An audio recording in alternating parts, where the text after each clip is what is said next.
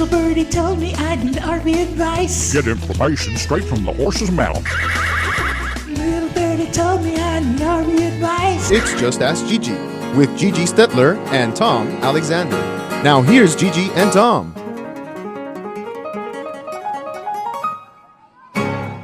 Hi, everyone, and welcome to Just Ask Gigi. My name's Tom Alexander, and of course, as always, I am joined by the one, the only, Gigi Stetler. Hey, Gigi, how you doing? I'm grand. How are you? Doing well, thanks. Doing well, and staying safe. All good at home. Home life is, intact. We're trickling in some people, and it's been a little.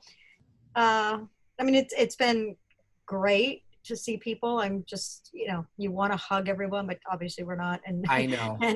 But it's like, I am a people person, so I'm, the social distancing part is killing me. But anyway, it's just nice to see people coming in on the lot and looking at campers and stuff. It was, quite an exciting last 2 days. So good. Well, that's good. And so things are buzzing a little bit there at the RV Advisor, and that's a good thing. And eventually we'll start. All of us will start, filtering back in, and the ship will be righted, as they say.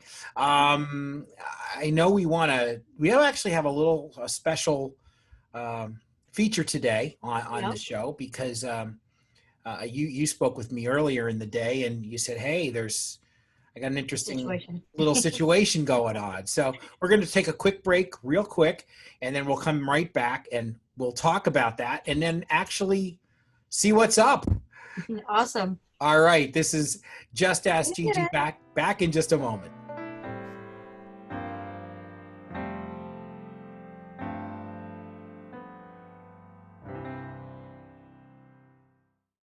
RV owners, it's no secret that those manufacturers' warranties just don't cut it.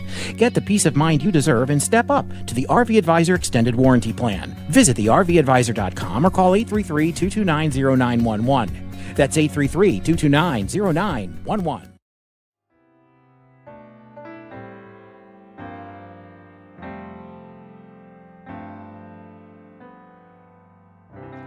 We are back on Just Ask Gigi with Gigi Stetler. I'm Tom Alexander. And Gigi, you were, I guess you got some correspondence or something, and you learned about some situation. And today, earlier in the day, you were out in the field with our cameraman, AB. And tell us what's going on. What's happening? Well, so an RV Advisor member had just purchased, he was a member, and then he purchased a camper, a brand new camper. And he had a fight with a tree on the way home.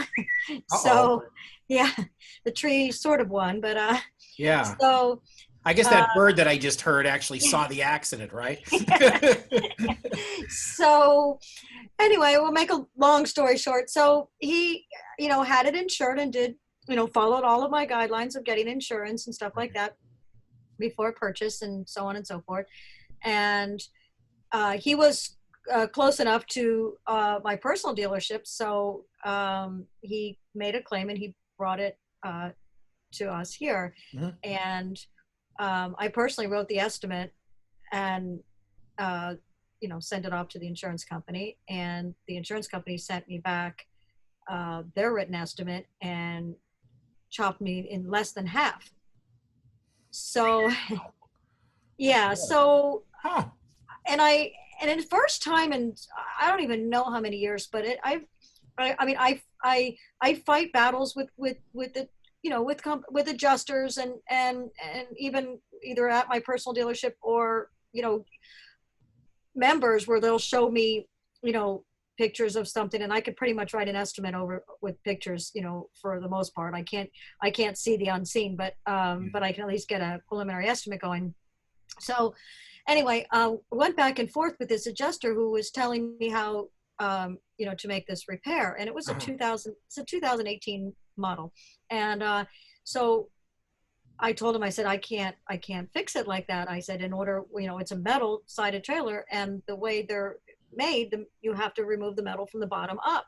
Right. And he's telling me, no, I've been in the business for I don't know how many years or whatever. And And he says, no, you only have to loosen them and then you just slide them off. And then he sent me pictures of like this 2005 or 6 or 7 old camper and how they stapled the panels together with one staple and they went like this. And you could tell it's an old camper. So I said to the guys, like, they don't make them like that anymore.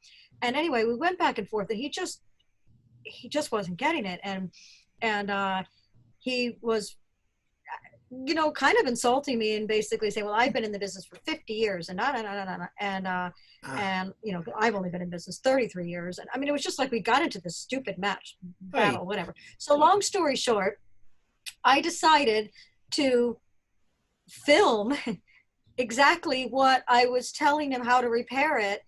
So we filmed it and went off of his line items, and my line items and how I said, without even, taking it, but I already knew how it's built and I already knew how to do it. Right. But he's basically, arguing with me and telling me differently. So I decided to film it.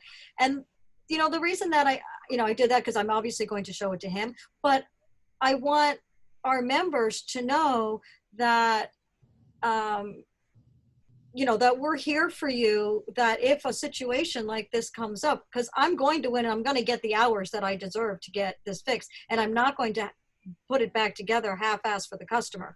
I wouldn't do that either. Right. And I want them to know, because there's hardly any repair shops to begin with. So if these insurance companies start nickel and diming the repair shops are just going to tell them to take it somewhere else because they don't need it. There's so much work. We have so much work that we don't need it. So you don't want that to happen either. So we got to stand up and fight with these, insurance companies. So anyway, so we filmed it and I was right about the way it was built. I'm always happy that when I'm right. I'm not always right, but I was right when we took it apart. Yeah. So I just sent him pictures of it and, rubbed a little salt on it, Of course. A little vinegar too, a little lemon juice, make it sting really nice. And, so anyway, so we filmed it and we're done. And I rewrote my estimate and sent it back to him. So we'll go from there. All right. Well, let's see what happened. Yeah. We've got video. So let's go out and check it out. Hi everyone, I'm so happy to be out of the office. I had to find something to do. So welcome.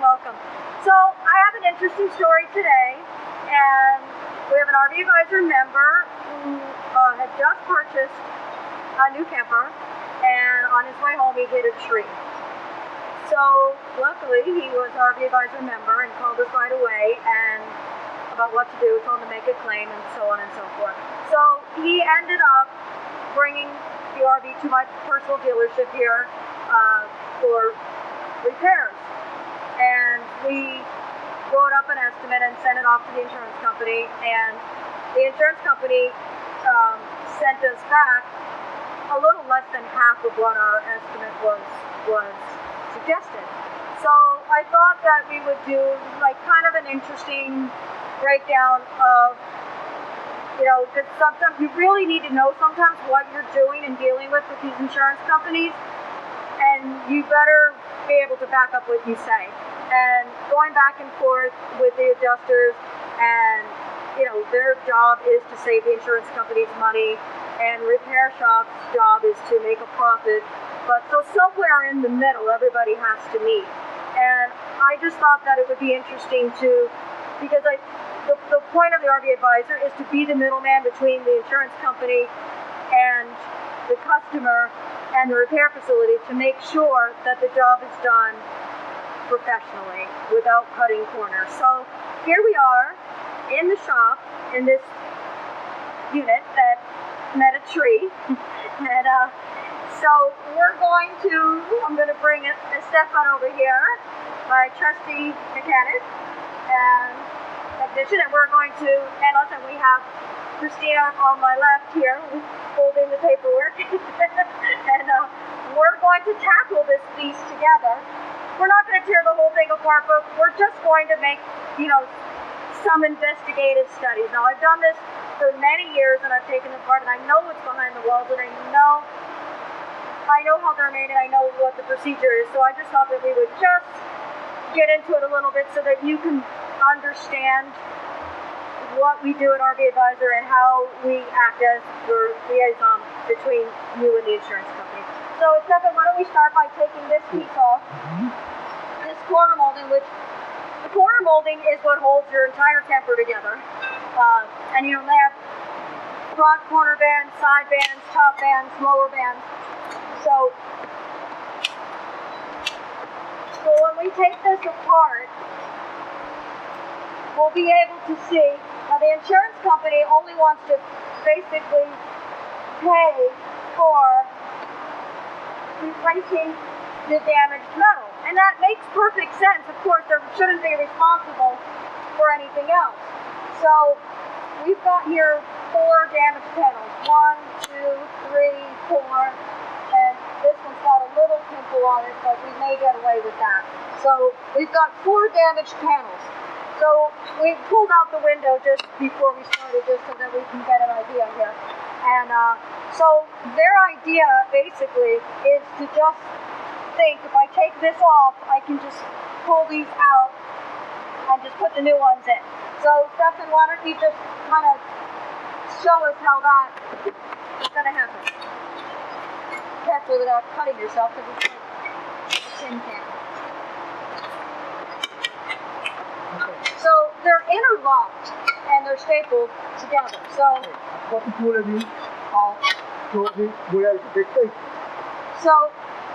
it's stapled from underneath. So in order to put this piece, I think you have to take this piece off, right? To staple that together. And then take this piece off, you have to take this piece off, put this piece on. Yes. And you got to keep going. Yes. So would you start from the bottom up, or? So is it feasibly possible? Let's go ahead and, if we can get this off so we can show the wood, because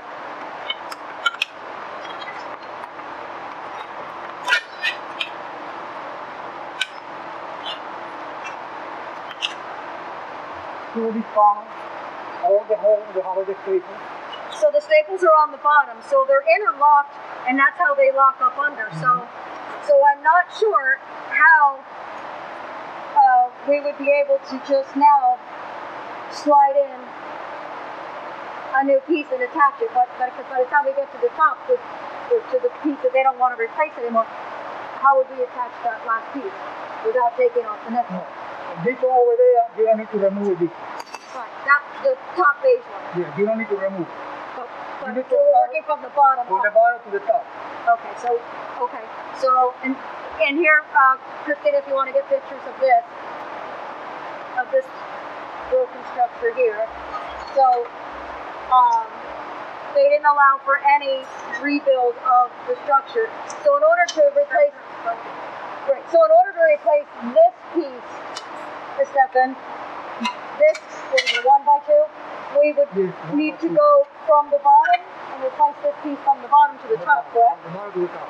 Okay, so we wouldn't. The biggest point here is that the insurance company doesn't want to pay me to remove these pieces.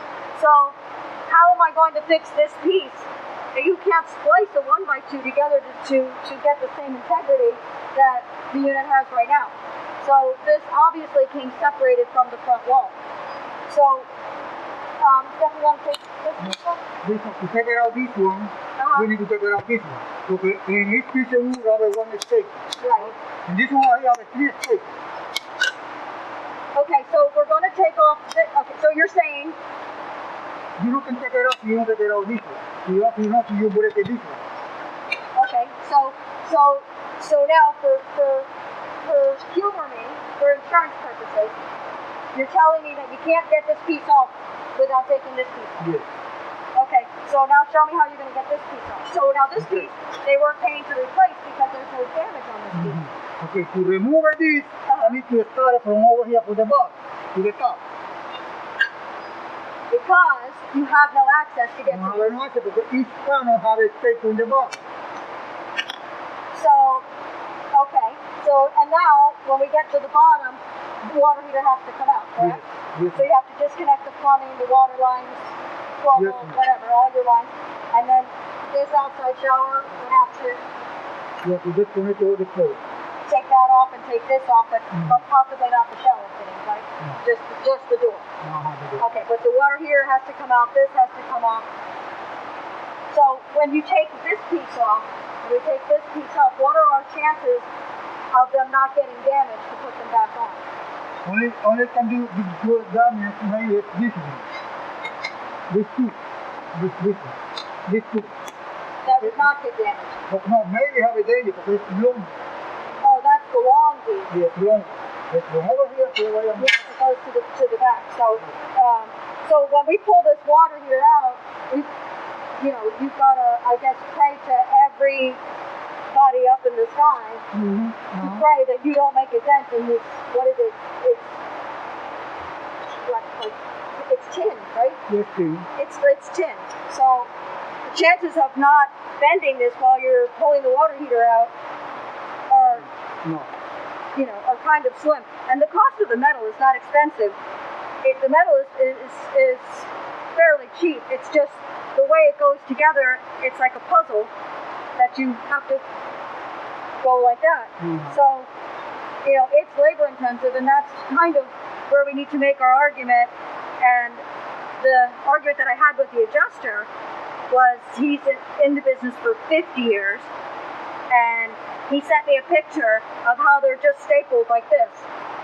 But the camper that he showed me a picture of was like a 2005 or 2008 model. Look over here. You can staple over here. They're stapled on. Yeah, very clear. Yeah. One step of very clear. Each wood or one step. Each one. Very clear.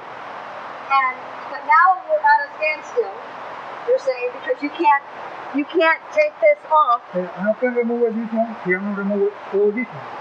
Because now they're going to be interlocked.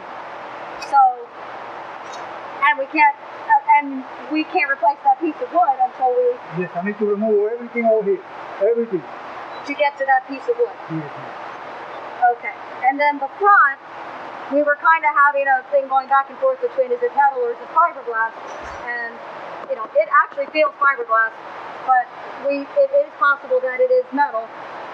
We're waiting for confirmation from Forest River because when I stick my finger in this way, it does feel like aluminum. Is this piece is like this? Yeah, you can hold it too. Yep. So now we've got, and this piece goes. This is going to come together like that when you get to the top. Yes. So without removing. Well, once we remove that, we don't even know how far this is, but this whole piece needs to be. Yeah, it's broken.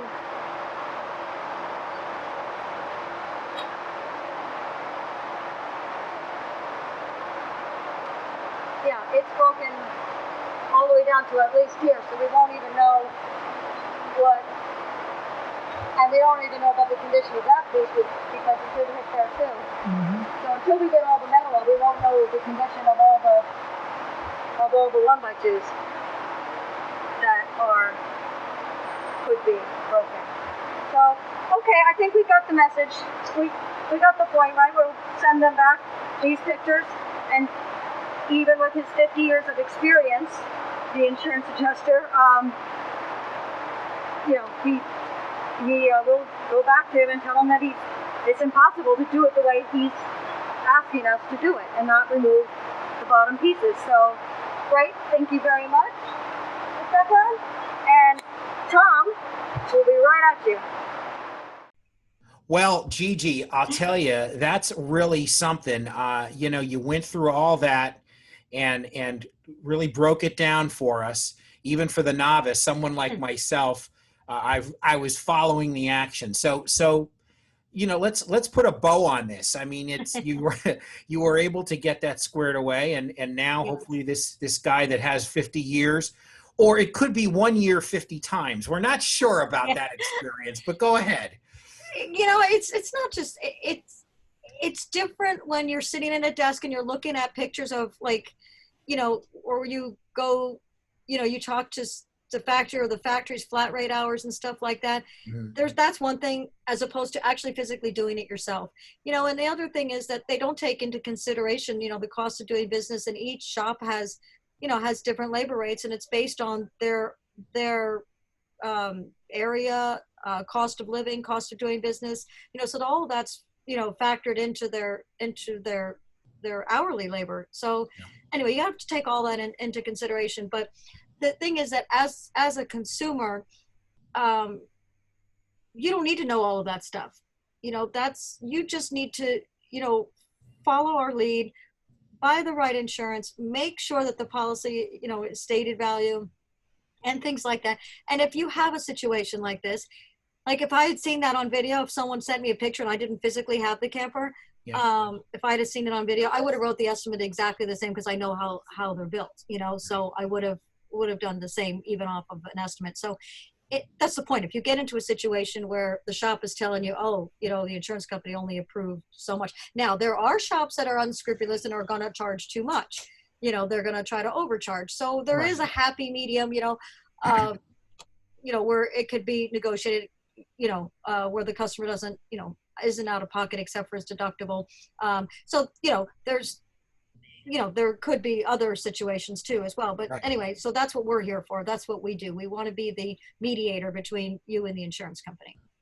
There you go. And mission accomplished. Well, we've got some questions here on Just Ask Gigi, as we always do. And got 3 of them today, Gigi. So let's start off with a question from a woman named Tiffany.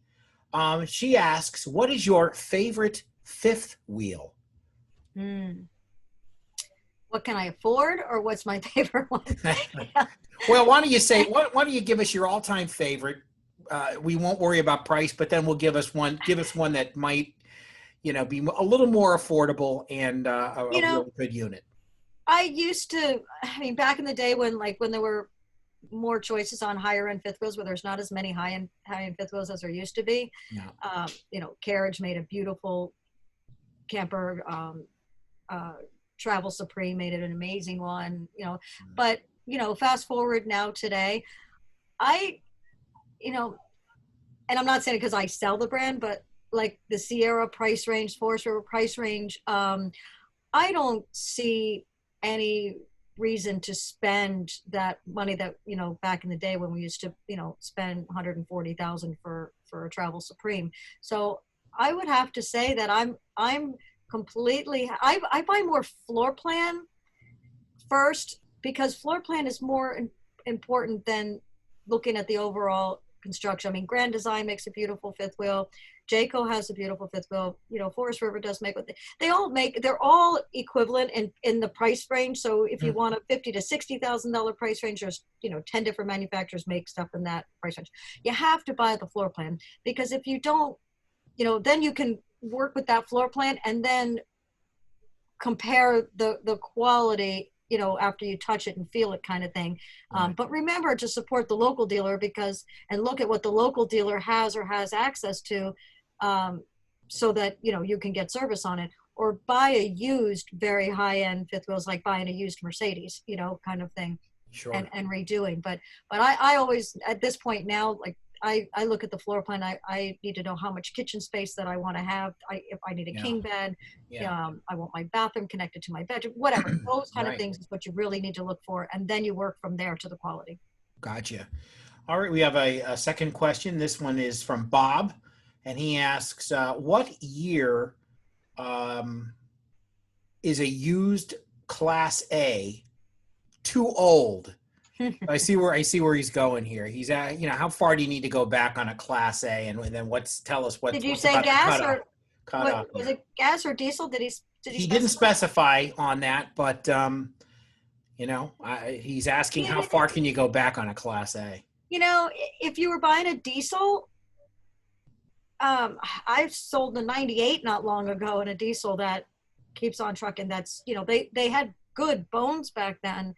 So I'd be a little more leery on a gas. I would probably say on a gas engine. On a Class A gas, I would probably not look at anything older than a 2005, 6. Yeah. And then it depends on the miles, and it depends on how the people took care of it, so you got to look at all of that too.